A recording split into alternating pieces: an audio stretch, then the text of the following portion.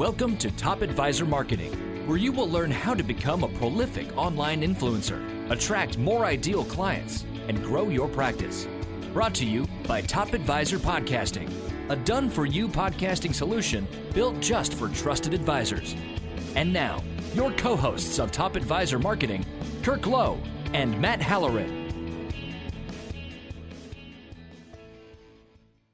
Hello and welcome to another Top Advisor Marketing podcast. Kirk and I have been experimenting with different visual communication pieces. And one of the things that we came up with is the idea that has really come from our guest today of making very, very basic sketches of very complex marketing techniques. And they have gone over swimmingly well, especially in presentations, because they're so clear and they're so so understandable. Carl Richards is a certified financial planner. He's also the creator of the Sketch Guy column, which has been in the New York Times since 2010. Please look him up on LinkedIn and check out his website, which is behaviorgap.com. We're going to talk about a whole bunch of stuff with Carl today, including his sketches and including some of the behavioral stuff that he's going to talk about. So, Carl, welcome to the show.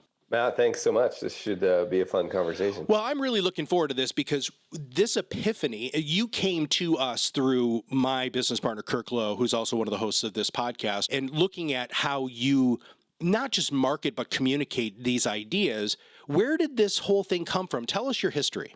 Yeah, I mean, the short version is, after getting into the industry, speaking sort of broadly, the financial services industry, quite by mistake. I mean, the story is I went to apply for what I thought was a security guard job, and it turned out it was a securities job. And somehow I got it, which tells you about the applicant pool that day. But after sort of figuring out where I was and what was, trying to sort out what this industry was all about, what my job was, I ended up working at a big brokerage firm, which will go unnamed, but has a bull as its symbol and is owned by a bank. And I had my own clients. And I remember distinctly one day sitting in the conference room trying to explain a concept. Now, these were successful, smart, intelligent clients. So all my clients were in fact, I would dare to say most financial advisors' clients are smart, successful people.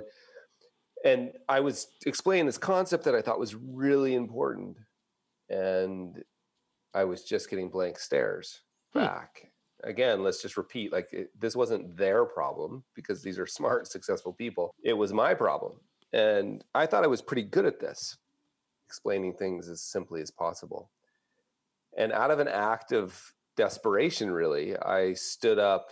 There was a whiteboard in the conference room I was using. I'd never used it before. I stood up and drew something. And as I recall, it was like some circles and a square and an arrow or something.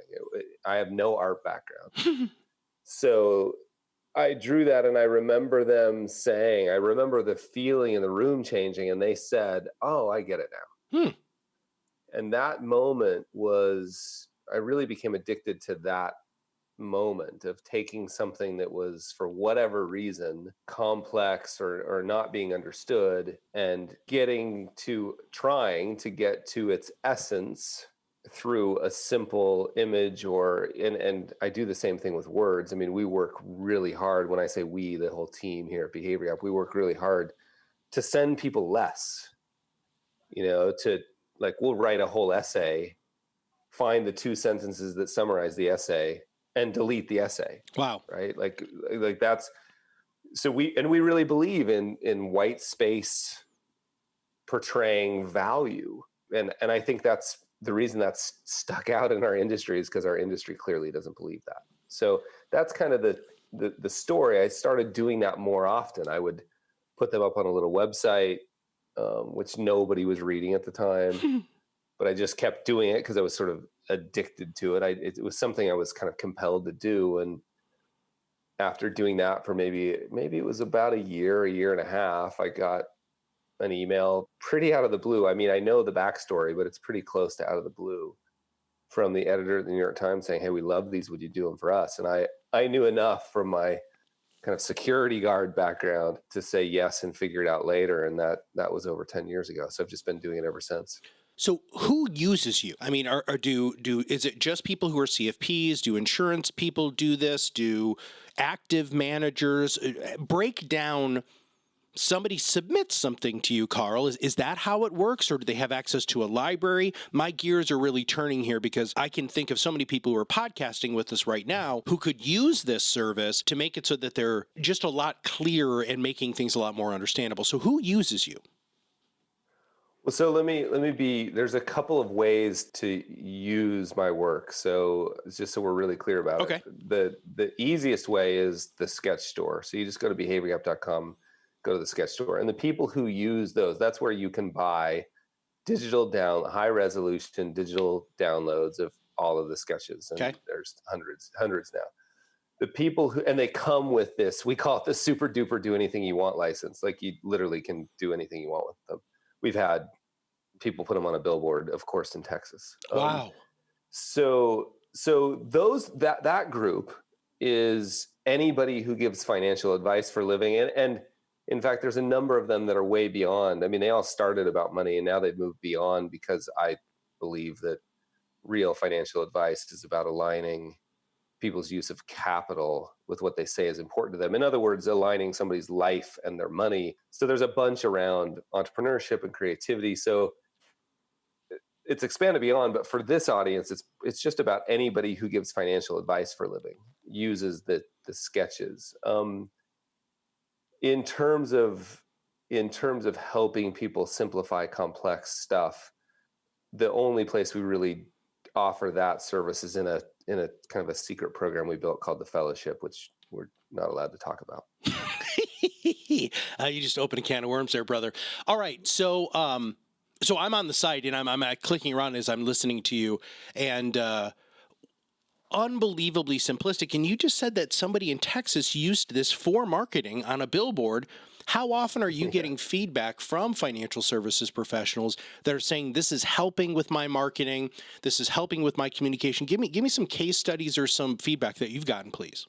100 times a month. Like we have people buy these left and right, and the stories so I'll just give you a couple kind of use cases. The billboard thing's obviously an exception. I can't think of more than one person who's done that.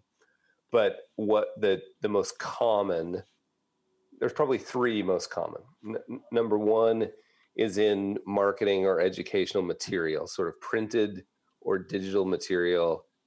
Somebody will write something and then they'll look through the library and find something that illustrates it. So that would often show up in maybe a brochure or a white paper or an educational piece that you hand out. A lot of financial advisors have maybe like a flagship piece that they hand out. Yeah. And we've got example after example of advisors using one, often more than one.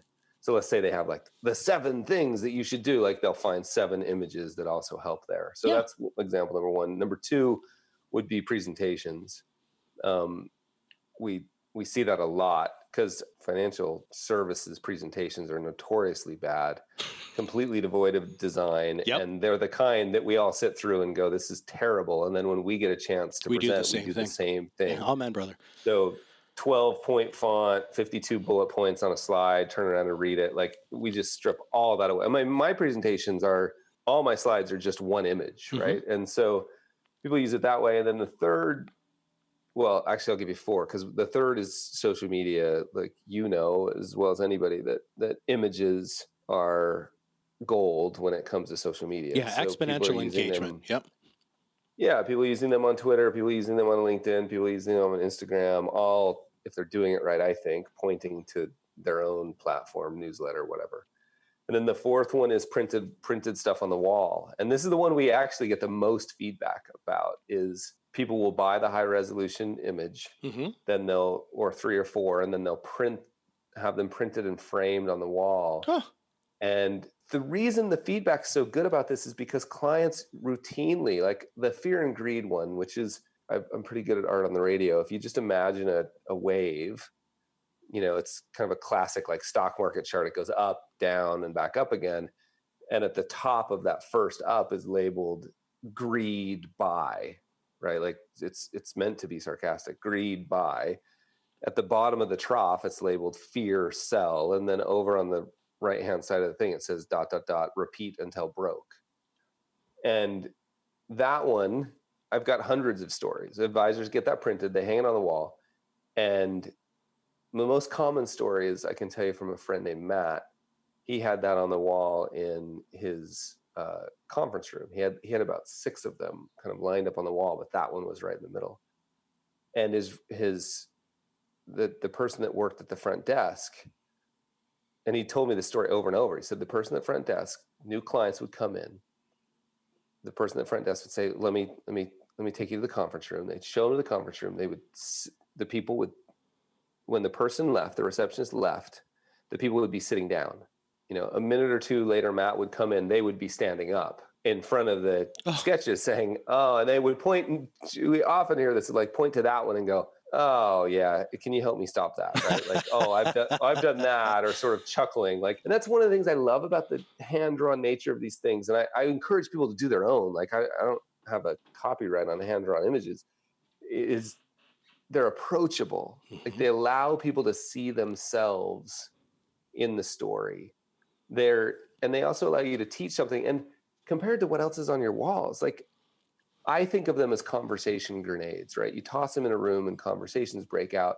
And they're the kind of conversations you want to have, not the financial pornography network on in your lobby, which is exactly the kind of conversation you don't want to have. Dude, that always makes me laugh. When I was a coach and a consultant, one of the things I would do is Onsite consultations. And first thing I would do is, I'd walk in as if I was a client, and I would immediately tell them to turn it off. And they're like, well, this shows credibility. I'm like, no, it doesn't. It changes the conversation against, because I used to work with financial planners pretty much exclusively. Now they're worried about the stock market. They're not worried about financial planning. And you even have some images here which really would support that. I love the cycle of investor emotions, which you've simplified magnificently. Factors that drive returns, number one, behavior, right? I mean, these are absolutely fantastic. And how much fun would it be to have these on your walls when people are coming in, or when you're doing a workshop? Those workshop presentations that you can purchase from workshop companies are abysmal, right? They violate every rule of any sort of engaging presentation. And Carl, recently I did a presentation based off of the philosophy that you have here, right? So these are these hand-drawn things that we have our internal artists do. And when I got done, people said that was one of the most engaging presentations I've ever had. And because it was single slide image based, 3 or 4 words, just like you have here, and it makes a big difference. And Carl, the other funny thing is, many, many years ago, I was working with a very high-end advisor, and he was at this big conference, and it was like him and 4 other advisors up on the stage, and they were talking about how they present their financial planning process, and every one of them but one said that they draw it out on a yellow pad. These are hundreds of millions of dollars of assets, and they're doing this. And then the follow-up question, which is what you're talking about here in your whole story, is the simplicity and the engagement of that. And especially when they build it together, when he or she is drawing it as the client is reaching out, like you did on the whiteboard when you were a security guard. That's freaking awesome, dude. I've spent a lot of time thinking about it. I've done a bunch of, we have big consulting firms reach out that, like, I got asked once to help come work with a team that was designing commercial airline jet engines, and they just wanted me to help them simplify. So I've spent a lot of time thinking about this, and I think that there's a couple things going on. One, the majority of people learn better, or at least their learning is augmented and supported with visuals. Most people learn better visually than they do any other way, but everybody seems to it enhances the learning experience with visuals. So that's number one. Number two, I think when you can simplify a subject, I think of, and I don't know whose quote this was, it's certainly not mine, but simplicity is just complexity resolved, right? And what those planners that do it that you sort of draw things out on a yellow pad are doing is they're demonstrating a massive command of the material, and they're showing that they can take something. They're taking clients to the other side of complexity, right? And that's what I think gets in the way sometimes with advisors and planners, is they think, if I make it too simple, no one will need me. And it's just there's so many reasons that's wrong and not true. I've found it over and over and over. But one of them is you're confusing simplistic with elegantly simple, elegant simplicity. And elegant simplicity lives on the other side of complexity. So it's a little bit like a doctor. You know, when you leave the doctor's office, you often leave with a prescription that you can't even read. It's a simple piece of paper with a few words on it. There's no 20-page proof. And if you feel thoroughly diagnosed, and that's the key, if you feel thoroughly diagnosed, you'll go fill that thing and take it. You won't get a second opinion. You won't do any research. You won't do anything. And I think that's the same thing I'm pointing to here is if you take the time to thoroughly diagnose a client, understand their situation, you can then say, you know what, based on everything I've heard, I think we should go here. And that's a very simple process. So I think that's what's going on. I could talk for hours about that, but that's what the easy version is of unpacking it is that. And I'm just last plug, like drawing it yourself, hand-drawn images. I have at least 100 times in the last 20 years, I've started to take an Adobe Illustrator class.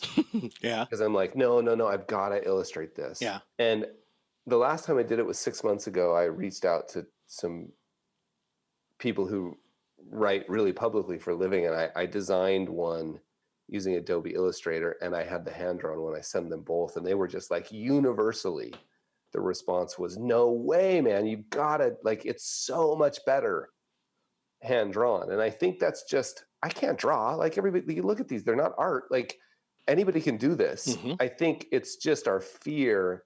And the reason that hand-drawn nature is so important is it just feels approachable. It feels like it was something in your brain you couldn't wait to get scribbled down on a piece of paper. So that's why that's what's going on there. And I can talk to them blue in the face, and I just keep trying to get people like, please do more of it. The people, I write this column for the New York Times, I hear from your clients, and they tell me this all the time, like, please make this stuff more simple. We want it more simple. We don't understand what you're saying. Well, I've never understood why advisors think that showing their level of intelligence through using big words, acronyms, and jargon are going to make their clients more engaged. As by your column and by actually a lot of behavioral psychology, we know that that is actually not the case. Now, how can people, well, I'm trying to figure out how I want to ask this question. They can go on the website and they can look at stuff and you can buy stuff. Everybody's super, super, super simple. If you go again to behaviorgap.com,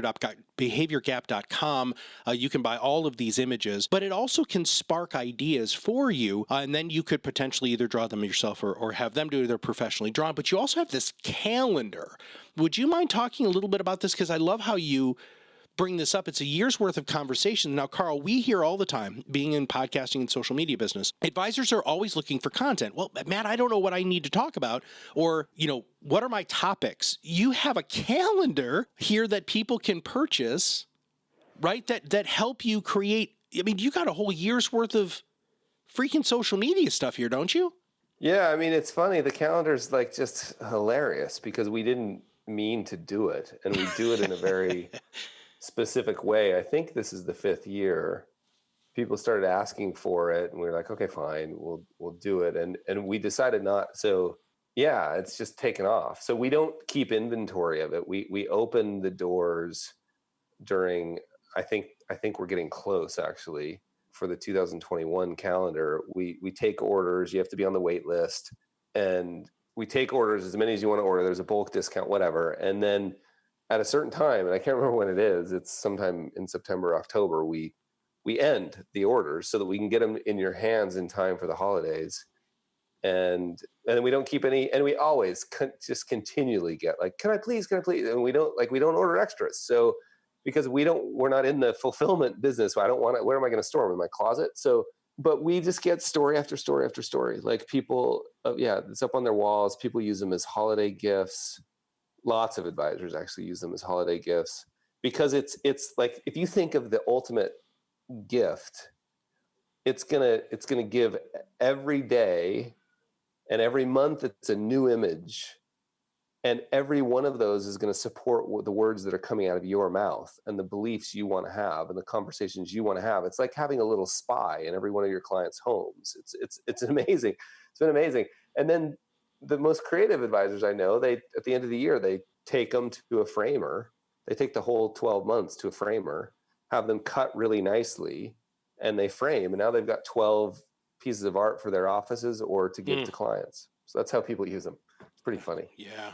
All right, brother. Well, let's I'm going to ask you just a couple of other questions. So if you were looking back on your life early on when you first got into the financial services industry and you could give your younger self a piece of advice, what would that piece of advice be? Yeah, it would be do your own thing as soon as possible. And by that, I don't necessarily mean go like start your own company, but it could mean that. It just means this industry is so full of people doing the same thing. All you have to do is look at advisors' websites and you'll see either a lighthouse, a couple on a beach, a boat, or a compass on every one of them, right? So what we need now more than ever is new voices, unique voices, interesting voices, different perspectives. And so, yeah, that I spent a lot of time trying to be like, and that would be the advice is like, no, just do your thing as soon as possible and do it louder and more often. One of our taglines is be your own loud. So I appreciate you saying that because we firmly believe that rising above the noise and making it so that your voice is heard. Okay, what's the best piece of advice that you've ever been given that you either share with other people or would like to share with our audience? Yeah, it's probably the same thing. It was an experience really with a business coach named Leo. And Leo was pushing me one day because I was like, no, it's a bit like I'd come up with the name of some service we were going to offer. In fact, I can remember it was Ruckus Day. I get asked to do a lot of consulting. And I was like, I don't do consulting, but we do these things called Ruckus Days where I just come in and cause a ruckus and I leave and you pay me a bunch of money for it. Like we don't write up a report. We don't. And Leo was like, Ruckus sounds a lot like your friend Seth Godin. And I was like, yeah, Seth was the one that, started using that word a lot. And he's like, what's your thing? And he pushed me and pushed me and pushed me and pushed me. And this was like 2 years ago. And I remember thinking that's the same best piece of advice is like, we all have, I think of them as like, it's like it's almost like a sliver in your finger that is just under the skin and you don't really know it's there, but it's kind of annoying you a little bit. Like, I think like I would the advice to pay more attention to those little things. They're like, gosh, another way to think of it is like the unspeakable thing. Like there's just this thing that you feel compelled to do. We'll learn. And now after Leo pushed me, we call that dancing with dragons, right? Like it's a dancing with dragons day. It's like, dance with that thing. Like whatever that thing is, like, you know what? No, I don't like it that way. I think I want to do it this way. Okay. Most of us have trained ourselves to just shove that back down and go back to doing it the way because it's safe. And I'm just saying the best advice I ever got was no, dance with that a little bit. You don't have to do it immediately. Just learn to go, hey, give it a little air, give it a little space, see what happens. That's the best advice I ever got was like, do your thing and dance with dragons. What does success mean to you? Yeah, the permission to keep doing my thing. Nice. That's all it means. Is like Dude, as long as I can. Yeah, you had that right there. That was cool. My thing. Yeah. Well, and so you have done some traveling, as we were talking before. That you had started off here in the States, and then you moved to New Zealand, and now you're in London, England. Are you in London?